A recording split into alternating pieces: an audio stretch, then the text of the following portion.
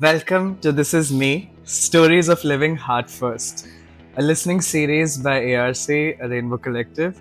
Here we hold space for the tender, strange, and powerful ways in which people live creatively, love freely, and move through the world with heart first. In this noisy world, we are tuning into something deeper, who we are beneath the performance, the product, and the labels. Today, I'm joined by Rosh. Hey, hi. Um, and let's just get into it. How would you introduce yourself without mentioning what you do as job or your roles? That's an easy one because I always have a hard time with the other when people are like, what do you do? And I was like, wow.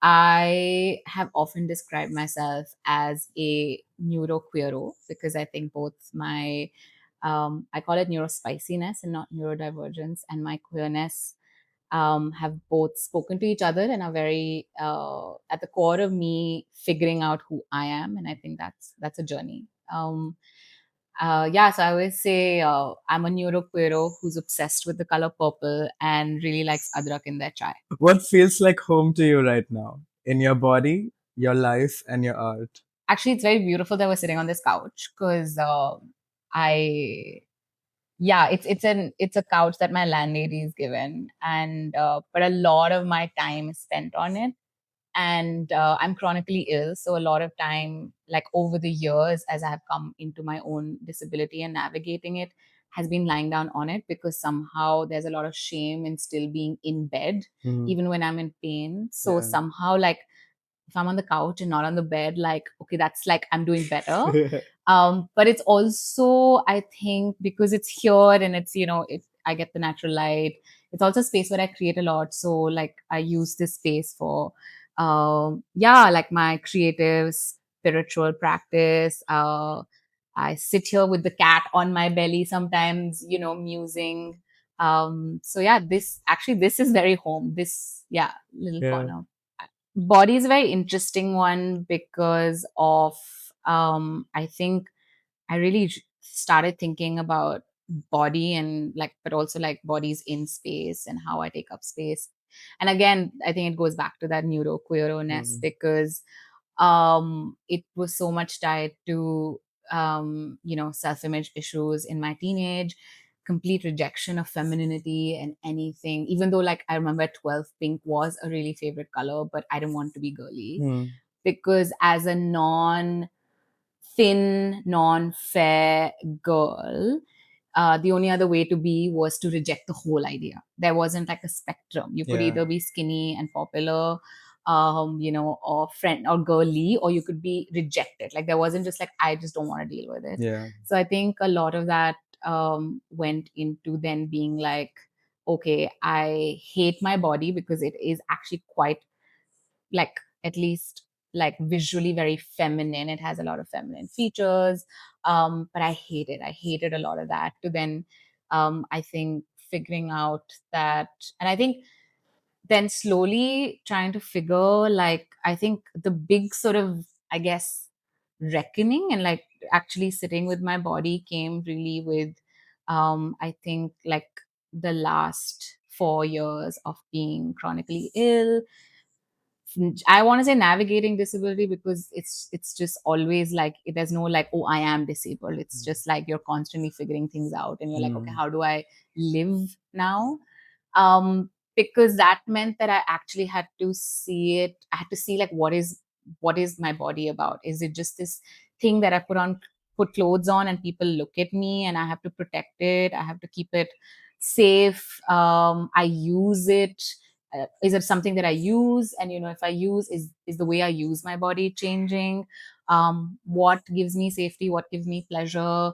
What makes me like some clothing versus hate some clothing? And I think um, the queerness and being able, I think the queerness gave me the space to experiment Hmm. so that when I started navigating my disability, not that that was an easy journey, and it is not an easy journey, but because I think play and I got play from queerness where I was like, yeah, I really want to wear these big pants because today I feel so sick. Hmm. but I know that that's maybe not professional to wear it. But I was like, you know what?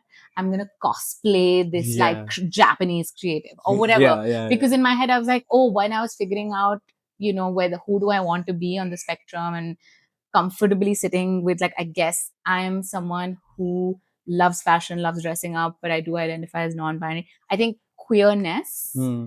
gave me that space to do it, as Hmm. like clothes and body language and makeup and spaces. And okay, I feel really safe in this dance floor, but not this. My body moves better here, my body feels restricted here. That, I think, those data points really came from my queer journey, which then Hmm. helped me. So I think I do feel like in the last few weeks, actually, like, I don't want to say I'm better, because I think when you're chronically ill, there's no I'm ill or I'm not ill. It's not binary. It's like today is better than yesterday. So I feel very at home in my body, but I feel like I also feel like it's a daily thing. So Hmm. it's never Hmm. static.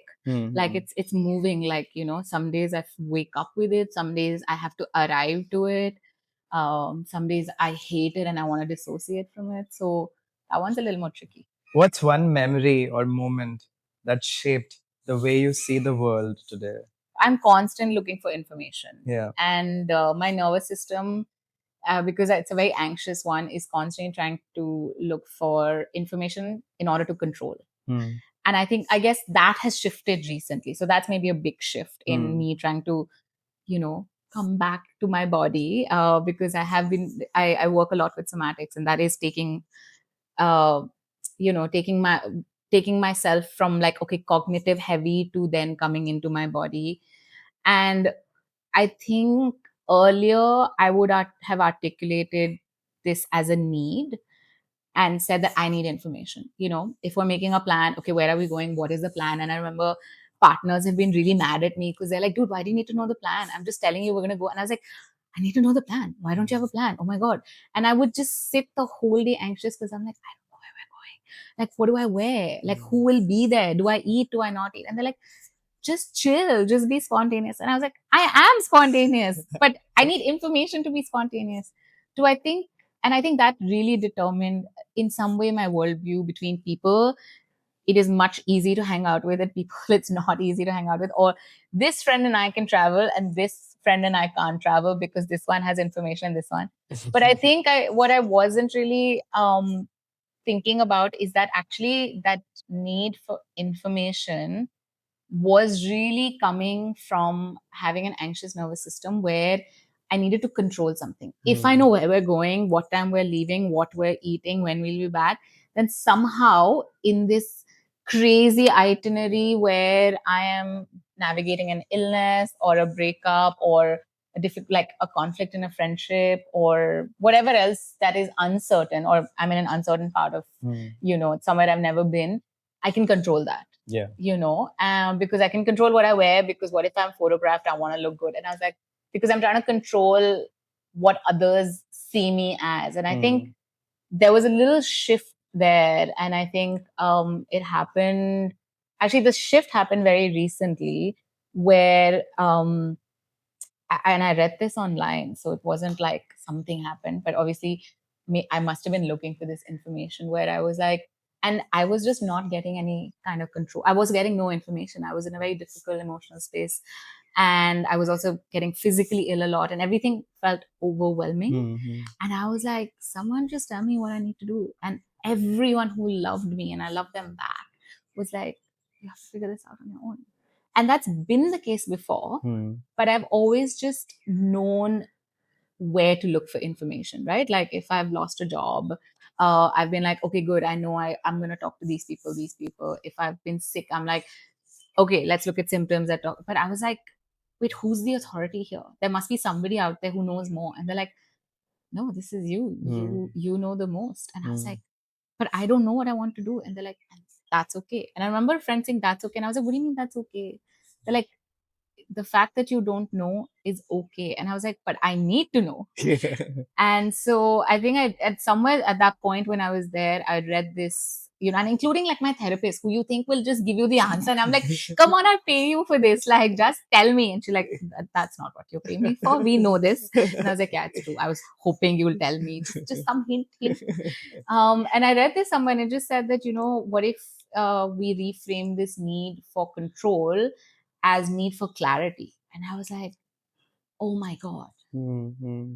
Yes, because actually, I don't need to know what to do because I'm also okay not taking this decision. I'm like, I don't know what's happening. Yeah. And maybe it'll take a few months for me to figure out because it's a really big shift. But I need the clarity of I'm okay. I am taking care of myself. All I need to keep doing is feeding myself. All I need to keep doing is sharing, talking to friends. Yeah. Like I needed that. I needed clarity rather than control. And I think that was such a really big aha moment in just what has become like, yeah, a way of dividing the world or dividing interpersonal interactions for Yeah. me. And that Yeah. happened very recently. So whenever I find myself being, just tell me what you need. And I was like, wait, what do you need? You need clarity. Hmm. And you actually often need clarity about yourself. Correct. Okay, I need to know what the plan for this birthday party is because I'm feeling anxious that there might be people Hmm. I don't really like. Yeah. So I need more clarity about my feelings that, hey, what's coming up for you? Why are you Hmm. feeling anxious? Hmm. Okay. So you just need that information about something so specific. You don't really need to plan. Correct. And you can't control who's going to be there. You can't control that you might get mad and like walk out of this party. Yeah. But you want to know that, hey, I might show up and I might just wish you and leave because that's okay. That's because what I have clarity on my nervous system. Yeah. Yeah. So I think it's we put so much of ourselves like on others, and like you don't have a plan and you like don't have information for me, but it's like what do you actually need, Hmm. Hmm. and where is the need coming from? So What are you learning to listen to right now? I think bodily cues, like cues from my body. Mm-hmm. Okay. Again, in this journey of making myself feel at home in my body, where I tend to rely so much on logic, on organization style, but everything's very cognitive heavy. But and again, it's coming from a place of like I'm feeling weird, I'm not feeling good. I have learned to name it as anxiety, as anger, or whatever. But so I must fix it now, Mm-hmm. versus just being like, ah, what's that icky feeling? Oh, I'm feeling angry at this. That's interesting. That why it's anger. Okay. I'm just taking a note. It's anger. It's sitting in my body. It's sitting somewhere in my stomach. It's anger. Interesting. Okay. But normally I would need to fast forward it to like, okay. Let me now analyze why anger is there. Oh, I know why I'm angry. I'm angry because ABC. But I'm like, I'm just angry. This is information. Yeah. Something about this person texting me made me very angry. I'm either angry at them, I'm angry at the tone.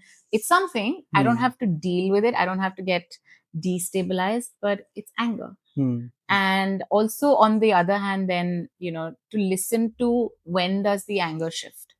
Okay, so like, in my body, it felt like blood was rushing when I was angry to be like, or me being able to suddenly pick up on my cat's meows and not be like, dude, just shut up, man. Oh, I fed you.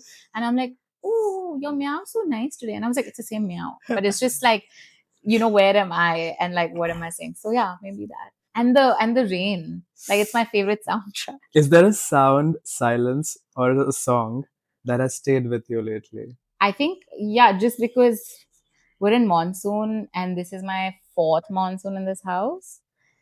And I think it's the sound of rain on different surfaces. So sometimes I just lie in this house and it's kind of open on all four sides, but there's like the tin roof, there's the concrete, there's also coconut leaves, but there's bushes, there's plastic, like, covering. So sometimes I like to imagine, like, if I hear, because you can hear different, like, Mm-hmm. layers of sound, like it's almost Yeah. like a symphony. So I try to be like, okay, what do you think that is? Or like, wait, do you think this? Because I think we can tell, okay, it's like raining a lot to less, but like what surface it's on, I think it's been quite beautiful. How do you know when it's time to pause or to express? It's an interesting one because I feel like I I'm still figuring that out. Um, and I'm thinking of it also as both like verbal pausing, like talking, pausing and answering, but also like, pausing in other ways. Yeah. So I'm sort of thinking of it in both ways.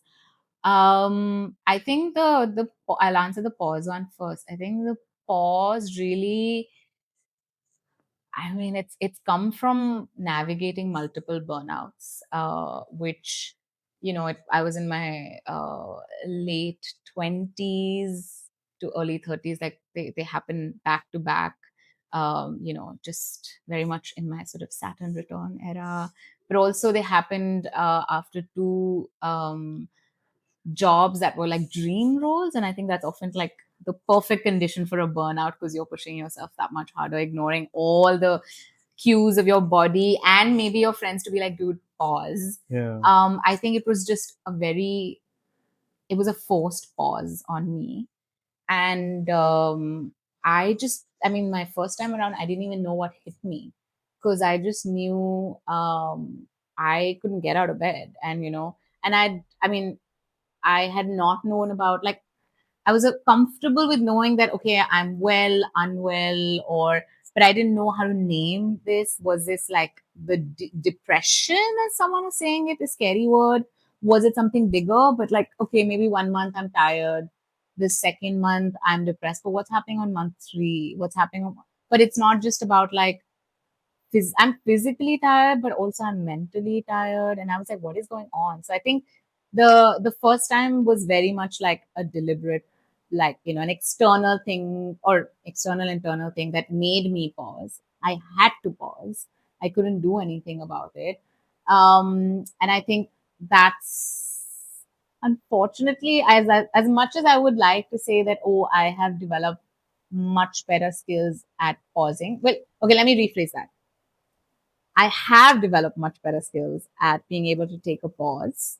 And I think it is something that is going to be a lifelong work. Like that's an area that I just work on all the time because we don't have models for that. We're not taught how to do that. We're taught to push ahead and push through. So I think, like for a lot of other people, for me, it was the burnout, which was very physiological. And as a young person, when you're told to physically not do something, it's like, it's a bit of a reckoning, where you're like, wait, what do you mean? And I was like, but I go to the gym and I used to be a CrossFit instructor. I used to like I did like 3 international solo trips. I was leading a but then you're like, wait, what do you mean I can't physically get out of bed? And I'm not ill. All the tests are okay in this way, but and to be told like this is burnout. This is what it feels like. To then, I mean, that was almost a decade ago to then navigating like I think almost like and yeah, not that the burnouts don't happen, but I think they get shorter. So for me, then navigating like, okay, well, how do I make sure this doesn't happen? Mm. I don't want to be on pause for a year because I don't like that. I want to also just leave my life. Like I want to wake up and okay, maybe I don't want to do this job, but I want to go and do the stuff that is fun and enjoyable. To then, yeah, I think I've been learning how to pause, like physically has been slightly easier because I think I come from a background like I grew up playing a lot of sports. So, there was very like dedicated space for rest. You were told, okay, after this, now we're going to rest. This whole month, we're not going to come for coaching. So I think that's been part of it. But I think what does it mean to rest like on an emotional level, like especially I think after transitioning from full time work into like freelance work Hmm. where you are competing against yourself. Like you should have applied for this yesterday. It's that Yeah, mentality. It's yeah. like if you're not out there if you're not out there hustling and saying, hey, let's make this happen, it's not happening. So I think I'm still learning. And I am always experimenting.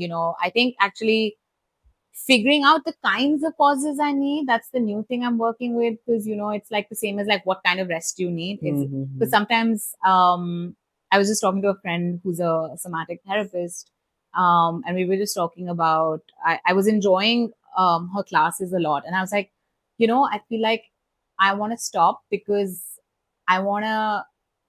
My body's screaming the word fun, and I think maybe because it's monsoon, so I'm not going out so much. So it's screaming fun and it's screaming running. And I think the rest and the pause I need is to not be sitting, it's to be running. Yeah. So maybe I want to go play football. Maybe I want to go, I don't know, maybe join a gym so I can walk on the treadmill. Just move more. But run, do something. There's the word running keeps showing up, which is interesting because in a very binary definition of like pause or rest and work or exercise versus rest, you would not think that. You're like, Mm. okay, you're feeling tired and demotivated and lazy. Go take a nap. And I was Yeah. like, no, I hate naps. Right now, my body's like, I hate naps. I want to run. I'm tired in my body, but no, I'm not. So I think understanding that has been Yeah. quite interesting with pause. And I have constantly grown up with this feeling that I take up too much space. Like I was always told, like, you talk too much. Oh my God, you yap so much. The chatterbox too. I remember I had some friends in my young adult life, like in my early 20s, who came home when I wasn't living with my parents. And my parents were like, yeah, Rosh used to be such a quiet kid. Like, like they would just take a book and they would hide under a table. And we didn't even know if they were in the house. We thought, oh, they'd gone to the neighbors. So we'd lock and go and like we come back in 10 hours and be like, wait, we locked our kid at home because you were so quiet. Or you would hide under like in the bathroom or somewhere because you were just like so quiet. And my friends were like, we don't believe this. This person just does not stop talking. And I think I was just very surprised. I was like, yeah, that was me. And I agree. Like I yap all the time. To then be like, wait, and I think then I just was like, okay, maybe I was a different person when I was a child. Do I remember then once noticing my brother who was the same age as I was then, and I was Mm. like, why are you talking so much? Like, we can just sit in the car quietly. And he's like, what do you mean I'm not talking? You don't want to talk? You don't talk. Okay, don't talk. And I was like, no, it's not that I don't want to talk with you, but I think we're just trying to fill up the silence and we don't have to. And I Mm. think it was the first time where I was like, oh, maybe that's where I was in my early 20s, where there was so much nervousness, anxiety, dysregulation that I was trying to self regulate by talking. Yeah. And then it made me realize that, oh, actually, when I used to be really young, and I would get because I did a lot of sports, I was constantly exhausted, and my parents didn't have like a car or whatever. So it meant that we had to take like the bus home or whatever, which would be excruciating because all I wanted to do was just pass out and die. And they were like, no, no, no, no, like 10 more minutes, 10 more, okay, wake up, the stop is coming. And I just remember I would start talking a lot suddenly. I would just start talking like nonstop. Like, it's just like if I paused, I would die. But I was like, oh, I was doing that because I was tired. And Mm. I was tired, dysregulated. Yeah. Yeah. And I was like, oh, wow, it's interesting that in some way, the time that I felt or I feel I was being shamed for talking too much is the time when I was craving silence and a pause and the need to maybe not express. And what I was expressing was that I'm not okay. Mm. So that's been interesting. And I think with my ADHD mindset, like when it comes to like quite literally like speaking, I feel like I'm sitting on my hands all the time. Where I'm like, keep it in your head, keep it in your head. Just. I was like, if I don't say it now, it's gonna go away. I just really need to say it now to you, please, please, please, please. But yeah, and sometimes I'm also, I think, with work, because I work across so many like people who come from different like linguistic backgrounds and cultural backgrounds. I am very direct. Like I'm very autistic direct, Mm. and my sort of working style is very very direct. Like it'll be like, let's get this, like not like let's get this done, but it'll be just like okay, like which I don't mean like okay Mm. or like fine, okay. I just mean like if you say like, hey, so can you pick this up? That I was like, yes, okay. And normally I would just say okay to Mm. now having to relearn to be like, no, that can be seen as very aggressive. You have to be like, yes, got it, okay, no problem. And I was like, but that's 4 words. And my autistic brain's like, what a waste of, like, and I was like, no, sometimes we need to navigate this. Or sometimes I think if I've worked with people enough, or if I'm establishing a new relationship, I'm like, hey, I will now announce it, because I think people get like really scared. So I'm just like, hey, my tone sometimes can come across as maybe a little too direct or aggressive sometimes, but it's not meant as that. It's meant as direct. And please flag, like, tell me that, and I'm happy to receive that feedback. I just mean it like it's just coming from a space of efficiency, like, yep, got it. Yeah, yeah. Or I say a lot of like copying from a friend, where I say, if I need information from you, like, hey, what are you doing this evening, you want to hang out? And a friend would be like, I don't know, I think I want to just stay in, but if you have a plan, maybe we can go. And I'll be like, okay, understood. And they'll be like, what do you mean? Okay, understood. I was like, oh, I mean, like, you gave me the information I wanted. I've understood it. And let me respond back. They're like, okay, understood. But it's like, I'm like, okay, okay, wait. So, like, with some people, it works, with some not. So, I guess express. And, um, yeah, I think in other ways, one of the things I'm really enjoying, in while this is all about like navigating shame around taking up space, do I want to take up this space? I think because I'm really into fashion and makeup, like his history of it all. So, and what does fashion speak about, is how fashion mirrors what's happening in society often. um I think I notice when I am expressing myself through things I want to wear, and when I'm actually trying to minimize it. There are times when, I'm like, no, I'm just going to wear this like very typical black on black and go, because I don't want to take up space. Yeah. And it's not, and that is very much like, okay, that's, no one's going to look at my shirt, versus some days I'm like, I want to take up space. Yeah. I might be quiet. And often it's interesting because when I'm when I'm feeling, yeah, when I'm feeling quite safe and secure, then I will maybe want to take up a lot more space. So I think that's also good, like, measure for me sometimes. If I'm like, but you thought you were going to wear a fun outfit. This is such a fun event. Like, why have you gone to your black on black? And then I was like, let's take a pause. Like, let's sit down, let's have a tea. What's coming up for you about this event? I was like, I don't know. I was like, okay, something making you nervous. It feels like someone might comment on your clothes. Who might it be? Why would they say that? Like, I'll have this whole dialogue with myself. So sometimes, like, I've had like, especially my partner, who, because we shared the house for a bit, and they were just, I could sense them getting, because I'd be like, I'm ready. And then they're like, okay, then I will just put on this. And then I'm like, oh, I have 10 minutes. Okay, I'm going to go change. And they're like, why are you changing? You were ready. And I was like, no, I think it's too much. I think this doesn't work. And they're like, and often it's that in that 10 minutes that I have to, with my own thoughts, that I am like, no, self doubt, taking up too much space. What will people say? So I think I'm using it as a good creative marker for, is it a pause time or is it a play time? So yeah. How does your queerness or your way of being different show up in how you live and create? I think going back to a previous question when you'd asked about like pivotal moments that, were sort of like life changing or shifted your worldview. I feel like, yes, queerness is an identity for me, but queerness is very much like a living lens in a way for me, where I think it allows me to question the status quo. And it also allows me to give grace to either a different point of view, a different way of doing something, a different way of showing up, and also to really not judge the book by the cover.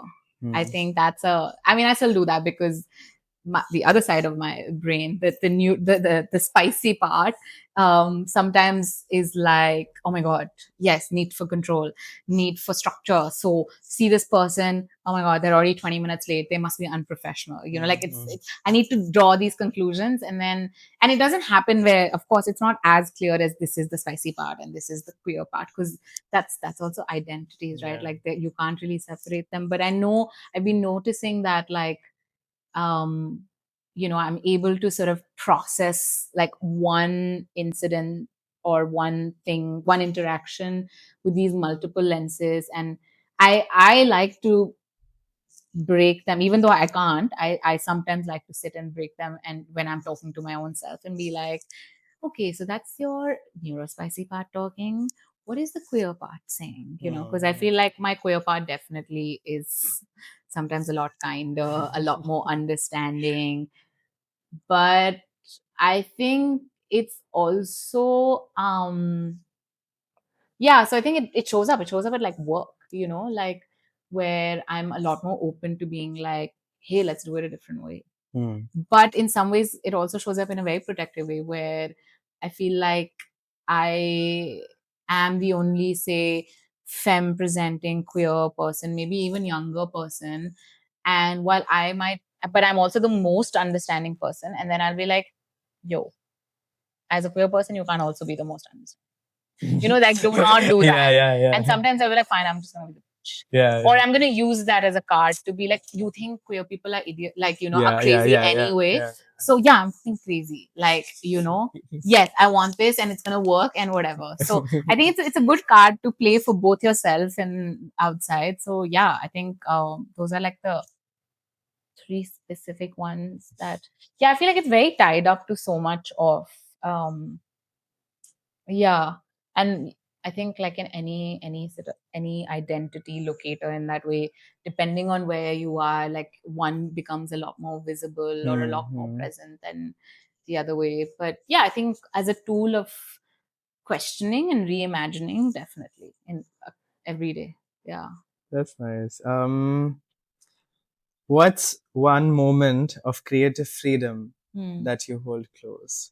I think discovering, like, getting my own income when I was in college. And then later, when I lived outside of India, when I could access, like in Delhi, I grew up in Delhi, and we have something called Sarojini Nagar I Market know. that everyone knows.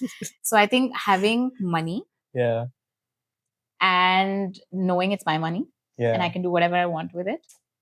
And as someone who grew up with very stylish parents, my Mm. parents are very stylish, even Mm. to this date. And I don't want to give them so much credit sometimes, but actually I look back at photos and I'm like, dang, I hated it. Like, I think growing up, I hated it that they dressed us. Like, I remember wearing like all black outfit with a turtleneck and like pants and like these Mary Janes. And I was like, what is this joke? Like, people are wearing fluffy yellow pastel like frock. What is this look? Why am I going as this child of death with Mary Jane? Like, literally, I think they dress me like who I have always wanted to dress as. Like, and it's only when now I look back at photos of me from like 4, 5, 6, 7, up to even 10, when maybe I got a little more autonomy to pick my, things. I was like, I look back and I'm like, fly, fly, fly. Like, what a cool haircut. What are this polka dot shirt that's like tied up at the, like, it was so cool, but Mm. it was not what everybody else was wearing. Mm-hmm.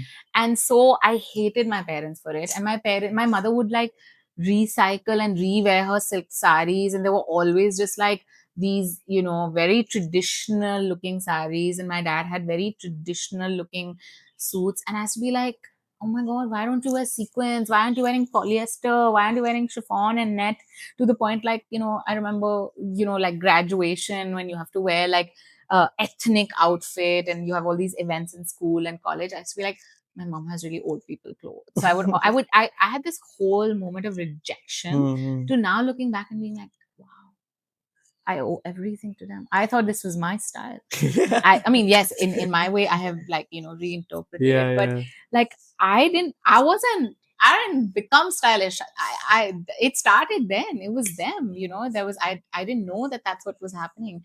So Hmm. I think, yeah, a big moment. The first time when you asked me this question, I was like, well, Sarojini less so because I guess it's a market and you're looking for very fashion. But I think when I moved to Europe and I discovered thrift fashion, and I lived in Switzerland, which is really expensive, and I Hmm. was on very little money. And all every day when I spoke home was like, how much are you saving? How much are you saving?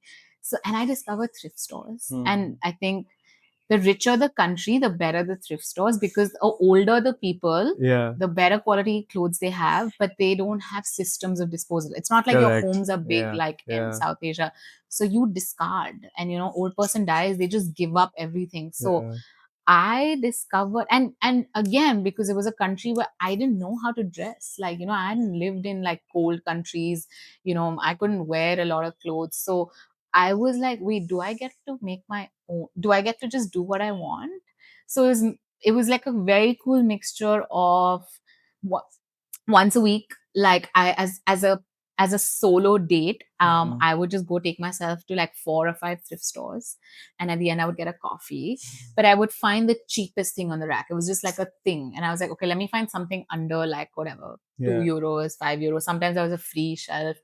And I would just pick it up and I was like, I'm going to work this into my wardrobe. Yeah. And this is before Instagram. So that made life so much easier. I didn't even have like a digital phone for the Yeah. longest Yeah. time Yeah. because there was no immediate point of comparison. Yes, I saw other people around me who were not dressed like me. I was wearing a lot more colors. But I was like, I think that was really big for me. And I feel I really miss that actually. I think Goa is the only place that I don't experiment with fashion. Hmm. And it makes me sad and I haven't figured out why. I mean, I have some theories, but it's a big part of my creative self that I don't get to express. So, yeah. Note to self. Who are your people? The ones who remind you it's okay to be exactly who you are. Friends, now parents, I think that relationship's improved.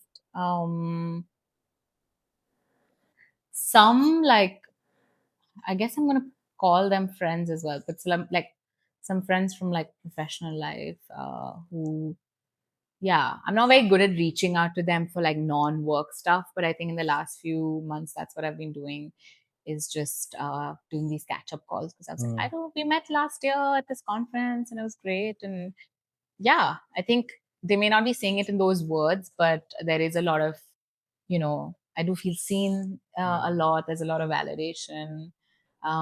Yeah, because I think when you live alone, work alone, you're in your head so much.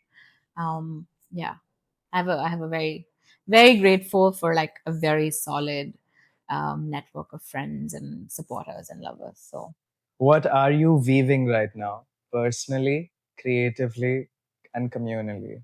that's so beautiful because actually I'm trying to see if I can keep up with this analogy of if I can weave something by taking by both taking threads from all these three things you mentioned, but also something that serves all three of these aspects, both personal, creatively, and also sort of in the way that I show up in the community. I think right now I'm in a very like space where I'm going inwards. I think this is that time of the year. I think the moment it's like 1st of July, I'm like, okay, right, we were crying about it for the first 6 months and now it's time to do something about it.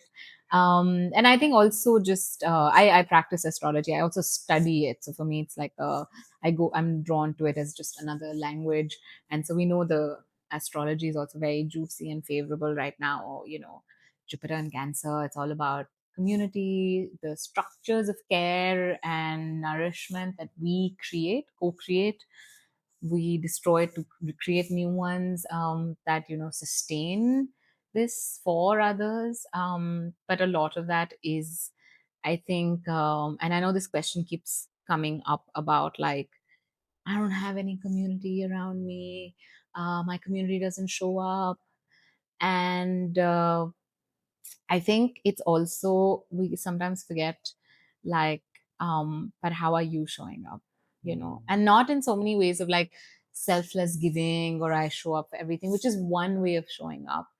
And I think right now, there's a few interesting things in the work. And just to give you some examples, because they touch on all of them, um, I always like to, I always try to experiment with hobbies.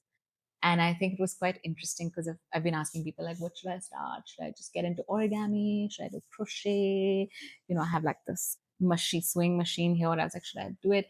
And people were like, yeah, just any of them sound great. And I was like, I was like, oh yeah, you do origami. I'm like, what do you do with it when you make something? They're like, oh, leave it, throw it. And I'm like, what do you mean? You just leave it? It has no use? And they're like, yeah, it's not supposed to have a use. I was like, no, but if I make something, it must have a use. Like, not to me, Mm. maybe I don't need to wear it, but maybe it's a scarf that I need to give someone. But who in my life I know who wears scarves? Do I keep it? Like, so I think I've gotten so stuck with the outcome product of, and gone so far away from, hey, on a personal creative level, all I wanted to do was do things with my hand, Yeah. or all I wanted to do was like sit with a bunch of people who knit and crochet and do things with their hands, and I want to just be in that space. So I think sometimes we get so obsessed with what's the outcome. And I've experienced this, of course. I think when you take anything you love and make it into like something you make money, and people tell you not to do that. But also with a hobby, I was like, literally what? And this friend was like, okay, make some things. And I've been making a lot of origami hearts, just hearts of every fold, every shape, every color. It's very tactile. And my friend was like, just leave it. Why don't you just write a little note and leave it in random places? Someone will pick it up. And I Yeah. was like, yeah, it doesn't need to be like, hey, I made a bunch of swans and I made it into like this nice thing, and look at my house, so pretty. Oh, my house. Like, it doesn't actually have to become this big thing, Mm. like it doesn't have to be. And I think often when we think of like also community, right, we are, I mean, I gave that example because it meant that I already was trying to think of the end user in mind with even a hobby. Yeah. And I think we tend to do that also when we ask this question of like, I don't have a community, because you're looking at specific individuals who you're expecting to do certain things. But a community is much more than that, right? Yeah. Like, and so I think I am really trying to, um, yeah, like, whether to not get too caught up in the outcomes, and think of like, I want to, and I am a bit of, we've established I'm a bit of a controlling person. I'm not saying You have control freak. established. I have established. You nodded. You didn't defend it. You didn't deny it. You just went along. So fine. Me and these walls have witnessed. So like, yeah, I tend to do that with like the need for being like it, for it to be perfect. Mm. Often lets me not weave. Yeah. I'm like, okay. And then it doesn't even let me like buy the loom. It's like, oh my God, what will I do with the loom? It'll sit there. What if I don't get to dust it? Then it'll just stay there. Then every time someone's like, oh, do you weave? And I'm like, oh, stop it. And I'll throw it. So I was like, what if all I want to do is be like, hey, friends, I want to have you over, and it's called an imperfect potluck. Literally, just pick up what's in your fridge and come, and just come, you know? Because it's not actually about people not showing up. I'm making it about like, oh, if I call people, people will be like, I'm busy, I don't know what to bring, I don't have time for this. Yeah. But that's because I'm expecting some kind of like perfect way that it shows up. I mean, when you work on a loom or you make anything with hands, you don't know how the thread's going to work, you don't know how Yeah. the dye is going to work, like, is it going to be tight enough, do you have to rework things? I mean, maybe you're an expert weaver. I'm using this analogy, not being a weaver, just a disclaimer, like, I'm just going, I love analogies and I maybe take it too far. But yeah, trying to do that through some small projects. They're just Mhm. very low key, things, and saying that I just starting with, hey, I want this, and I'm putting my need out. My need is for connection. My need is for sharing food. My need is for going for a walk. Please take me. What's something you have unlearned that's helped you live more freely? A quote that stayed with me, because we just talked about like community also, And we always say, whatever, to raise a child takes a village, to create something takes a village. But I heard a friend say this so beautifully, saying the village doesn't show up altogether. Mhm. And I think it's again in a reflection of, like, when we sing, oh, no one's there for me, and like people don't show up. And I'm like, yeah, but the village doesn't all come together. Maybe somebody comes in the morning, maybe someone brings you something, maybe does it on the way, someone has a whole day for you. Yeah. People, where there is intention, and where there's intention, people will show up. It doesn't also mean physically people, so I think that's been a little like, okay, you're right. Finish this sentence. This is me and I dot dot dot. This is me, and I am really enjoying living with this person. Yeah. Thank you. Thank you. I was like, yeah, I want to say that. I'm actually relearning how to be with myself. Thank you, Roshni, for letting us into your world, your heart, and your creative rhythm. Thank you. Do you want to just introduce yourself, like what you do in the In, conventional in the, senses? I have, I guess, multiple lives, but two that are taking a lot of love and energy where I'm pouring into is I work as a feminist researcher, strategist, and designer. And I work a lot with feminist and queer organizations around South Asia. And also, I run a restaurant in Goa called Anar. We mostly serve Persian food. It's cute. It has very beautiful cat murals.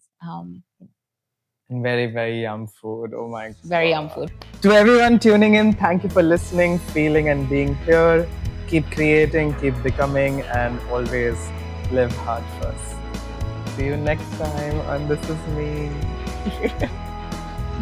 Thank you so much. Thank you. Thank you. Thank you. This is not painful at all.